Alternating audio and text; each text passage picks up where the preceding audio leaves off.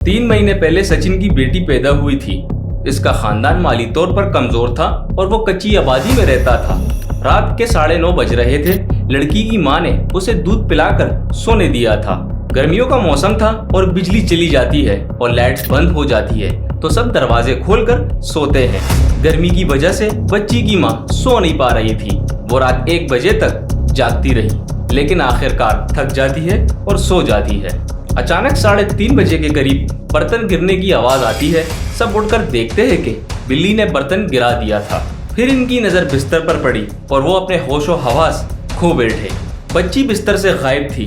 3 महीने की बच्ची खुद तो कहीं जा नहीं सकती थी, तो आखिरकार बच्ची घर से कहां गायब हो गई। उसे बिस्तर से गायब देखकर पूरे खानदान में खौफ व हिरास फैल गया था।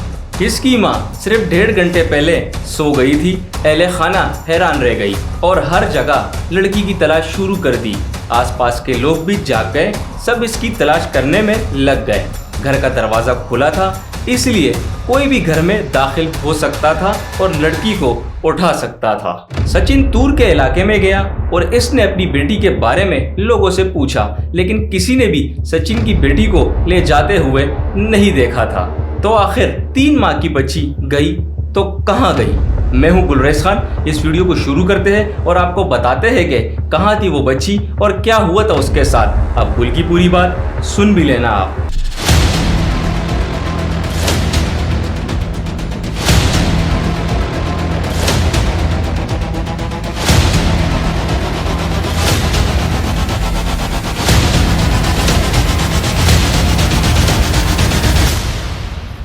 रोते हुए अहले खाना सीधा केप परेड पुलिस स्टेशन गई।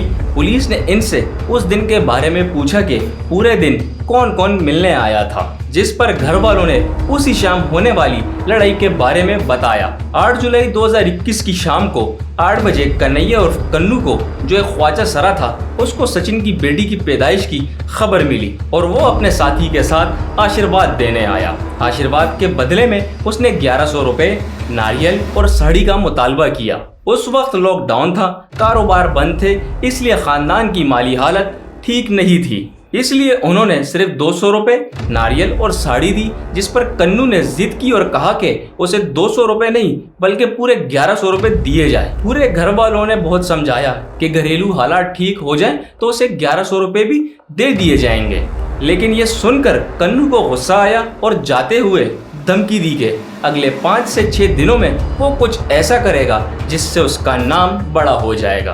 पूरा वाकया सुनकर पुलिस ने सबसे पहले सीसीटीवी फुटेज से कन्नू के चेहरे की शनाख्त की और उसे ढूंढने लग गए। पुलिस कन्नू के घर भी गई, लेकिन वो वहां मिला नहीं।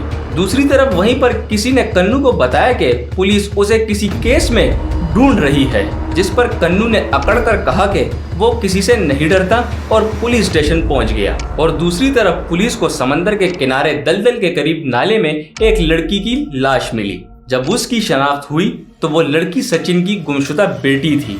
पोस्टमार्टम के बाद यह बात सामने आई कि उसके साथ बेदर्दी से ज्यादती की गई थी।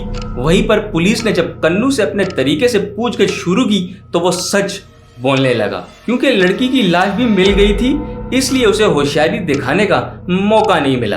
कन्नू ने बताया कि पैसे ना मिलने पर गुस्सा आ गया। इसने लड़की को ले जाने के बारे में सोचा और रात के 3 बजे जब सब सो रहे थे तो वो चुपके से अपने दोस्त सोनू के साथ घर में दाखिल हुआ और लड़की को उठाकर उसके साथ घिनौने काम किए और फिर बच्ची को नाले में समंदर के किनारे फेंक दिया था, जहां वो दम घुटने से मर जाती है।